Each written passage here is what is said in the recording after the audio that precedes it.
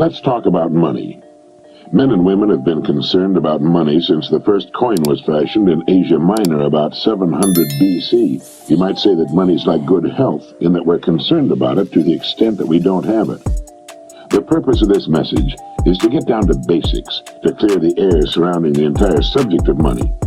To do this, I'm going to have to get absolutely elementary, and while you may already know most of the things I'm going to say, I think it's important that we remind ourselves just exactly what money is, how much of it is enough, and how to earn the amount of money you need to live the way you want to live now and in the important future years.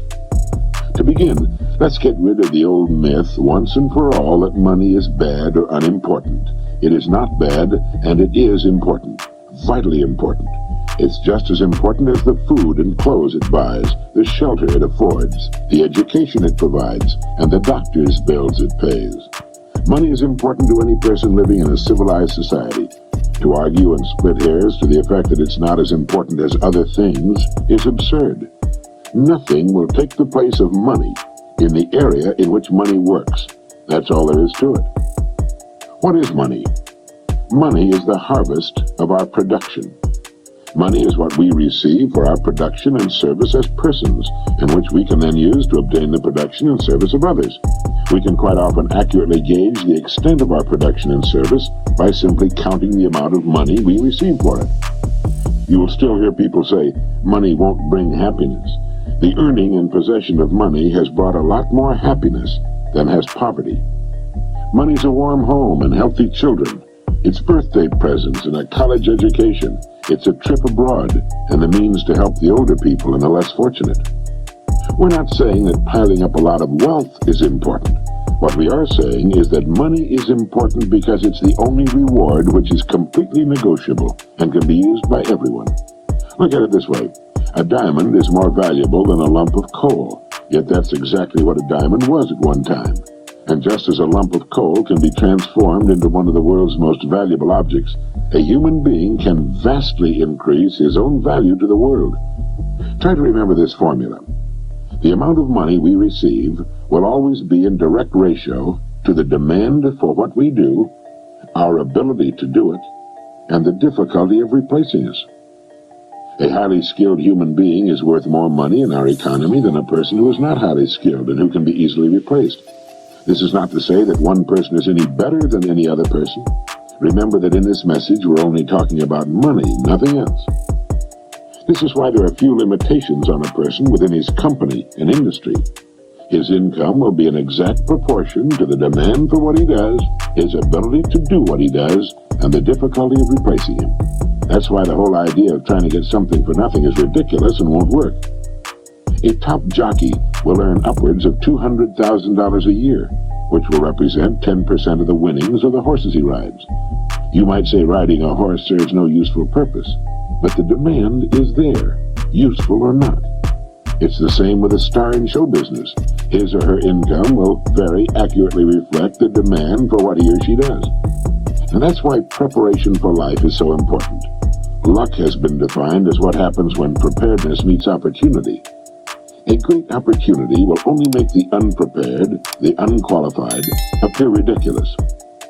For every one of us, opportunities are all around us. Our ability to see them will depend in large part on how well we have prepared ourselves. Now, how do you stack up in this regard? Now, while this may sound elementary, you'd be amazed at the number of people who want more money, but don't want to take the time and trouble to qualify for it. And until they qualify for it, there's no way on earth for them to earn it. It's like the person who wants a good-looking figure but doesn't want to stay on a diet long enough to get it. To 9/10 of the world's population, the average North American is already rich. There's a greater difference between the standard of living of most of the world's population and our average worker than there is between the standard enjoyed by our average worker and the richest man in the country. Our working man has just about everything the wealthiest man has, only smaller. He has a home, car, often two of them, radio, TV, savings account, debts. They're just smaller. His food is as good and just as plentiful. His bed is just as comfortable. His home is just as warm in the winter. He has exactly the same amount of time and just as much, maybe more, freedom. His life expectancy at birth is 70 years. For the rest of the world, on the average, it's less than 40. With only a fraction of the world's population, we in the free world have half of the world's total money income. We have more than 2/3 of all the automobiles on Earth. So in talking about money, let's understand that we're already rich as people.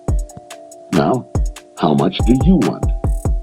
How much money do you need to live the way you want to live, to accomplish the goals you have established for yourself?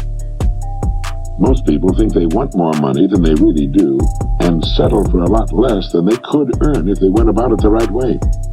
The world will pay you exactly what you bargained for, exactly what you earned, but not a penny more. You remember the poem that goes, "I bargained with life for a penny, and life would pay no more"? Well, that's about it. We will receive not what we idly wish for, but what we justly earn. Our rewards will always be in exact proportion to our service. If you don't like your income, you must devise ways and means of increasing your service. And this is an individual thing. No one can do it for you. Although you can get ideas from others, your service must come out of you, your mind, your abilities, and your energy.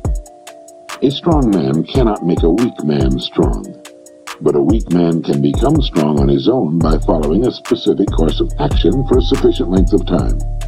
And a man who's already strong can become a lot stronger. It's the same with this business of money. A man who refuses to do more than he's being paid for will seldom be paid for more than he's doing. You may have heard someone say, "Why should I knock myself out for the money I'm getting?" Now, it's this attitude which, more than anything else, keeps a person at the bottom of the economic pile. He doesn't understand that only as we grow in value as persons will we receive the increased income we seek. If we try to stand still in our work, and millions do, we'll never know the rewards, nor the joy of accomplishment, and the personal satisfaction and peace of mind which come only to the person of unusual achievement. There are two distinct steps we must take. First, we must decide how much money we really want. Once this decision is made, the second step is to forget the money and concentrate on improving what we now do until we've grown to the size that will fit and naturally earn the income we seek. Once we're fully qualified for the amount of money we decide to earn, we'll soon find ourselves earning it. And we'll also discover that with our new powers and abilities, it's no more difficult, perhaps even less difficult, than what we're now doing for the money we're now earning. Now ask yourself, how much money am I perfectly willing to earn? Realizing that the amount I earn will be in exact proportion to my skills, the demand for what I do, and the difficulty of replacing me. There are really three amounts of money every person should decide upon. One, the yearly income he wants to earn now or in the near future. Two, the amount of money he wants to have in a savings and or investment account. And three, the amount of money he wants as retirement income, whether he ever retires from active work or not. Now it's here that most people make a very serious mistake. They never decide on any one of these three amounts of money. If you will decide on these three amounts, and if you will write them on a card to carry with you or put someplace where you can review it from time to time, you will automatically have placed yourself in the top 5% of the people. You will have a plan for your future, a blueprint for future financial accomplishment. You will know where you're going, and if you're serious about it, you will most certainly get there. You see, the trouble with people is not in achieving their goals. They can do that. It's in not setting goals that people get in trouble. They leave it to chance and find out sooner or later, and to their sorrow, that chance doesn't work, that they've missed the boat. It's estimated that only 5% decide on the money they'll earn, and then grow as persons into the size of the incomes they seek. They thus take their lives, their fortunes, and their futures into their own hands as they should, and accomplish their goals right on schedule all the years of their lives. You can do the same thing, and you can do it starting right now. There are two kinds of people where money's concerned. There are the majority who cut back on their wants to fit their incomes, and there are those free spirits in the minority who make their incomes fit their wants. Now, which is best for you? You must decide. Ben Franklin gave us the secret to wealth. He said the road to wealth lies in augmenting our means or diminishing our wants. Either will do, but the quickest way to wealth is to do both at the same time. Now, when you write down the yearly income you mean to earn, you no doubt know whether or not it's average for the work you're in or above average. The chances are good that the figure you will decide upon will be above average, perhaps quite a bit above average. That's good. Now ask yourself, who in my line of work is now earning that kind of money? If you know, you'll have a good idea of what you have to do in order to earn it. Now, this is exactly how men move from the ranks into positions of top authority with corresponding incomes. I have no way of knowing your line of business. Regardless of the business you're in, it needs new leaders, men to come up in the years ahead. Everything is expanding, getting larger, and with the increase in size and scope, the most desperate need is for the dedicated, able person who can learn to lead the field, and to lead others as well. Some of the top executives in the nation today were once accountants, shipping clerks, struggling lawyers, service station attendants, salesmen far out in remote territories, sales clerks, mailroom boys, mechanics. You cannot think of a position from which people have not climbed to the top. Understand what I'm going to say, and it'll bring you and yours everything you want. It's not the job, it's the person. It's not your present circumstances which count, but the circumstances you make up your mind to achieve that are important. The only limit on your income is you. And the income you decide upon can be achieved within the framework of your present work, industry, or profession, where you already have a start and a place. All you need is the plan, the roadmap, and the courage to press on to your destination, knowing in advance that there will be problems and setbacks, but knowing also that nothing on earth can stand in the way of a plan backed by persistence and determination. With the income written down that you intend to earn, spend a part of each day thinking of ways in which you can increase your service, knowing that you have only to manage this and the income will take care of itself. Since the amount of money you want to earn is more than you're now receiving, your part of the bargain is to find ways of increasing your service until the gap has been bridged, and more than bridged. Look at your card, with the 3 amounts written on it. By setting a financial goal, you're demonstrating faith. You will find that you'll begin to become what others call lucky. You'll begin to get good hunches and ideas. You'll take far more interest in everything about your work and your company. You'll see opportunities in your work and environment you've never noticed before. In fact, you'll soon discover you're no longer the same person. You'll care less how others are doing their jobs and concern yourself more with the manner in which you do yours. By your example, you'll inspire others to do their jobs better. Have faith in yourself and the quiet, firm inner knowledge that you can and will accomplish your goals. Know that the answers you seek will come to you in their own time if you only keep looking for them. Above all, realize that money cannot be sought directly. Money, like happiness, is an effect. It's the result of a cause, and the cause is valuable service. Keep money in its proper place. It's a servant, nothing more. It's a tool with which we can live better, see more of the world, give our youngsters the education they need and a good start in life. It's the means to a happy, carefree retirement in later years. Money is necessary to modern life, but keep it in its place. You need only so much food to enjoy good health.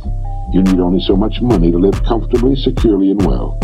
Too much emphasis on money reverses the whole picture. You then become the servant, and the money becomes the master. As Horace Latimer put it, it's good to have money and the things money can buy, but it's good too to check up once in a while and make sure that you haven't lost the things that money can't buy. Every person should know happiness in his work and home, and prosperity. These things can and should be yours. Now, play this message as often as you can during the next week. Fix your plans firmly in your mind, and relax. Keep cool and calm. Be as serene as you possibly can be. You have nothing to worry about. Right now, you may have no idea at all how the additional income you seek is going to come to you, nor how you're going to save the amount you want in a savings account, or how you can possibly arrange for the retirement income you've decided upon. That isn't important. Remember that the only really important thing is that you know what you want. If you do, you will become, you must become what you think about. Be realistic about your financial goals, for as you reach them, you can then set higher goals. Trying to jump too far too soon can often result in confusion, tenseness, and worry. Take your growth in sensible, logical steps, remembering that the big thing is that you know what you want, and that you realize your rewards will match your service. That is, that you must devise ways and means of actually becoming the person who is worth the amount of money you have established for yourself. A person may be worth more than he's getting for a while, but the two will match up. They have to. In fact, unless a person is worth more than he's now receiving, he cannot move ahead. He's receiving all he's worth. It all gets back to the great law that controls everything in the universe, cause and effect. The cause must precede the effect, or the effect cannot occur. This is why people who try to get something for nothing are only fooling themselves and earning the disillusionment and frustration they must one day reap. You can have what you want. You need only make up your mind.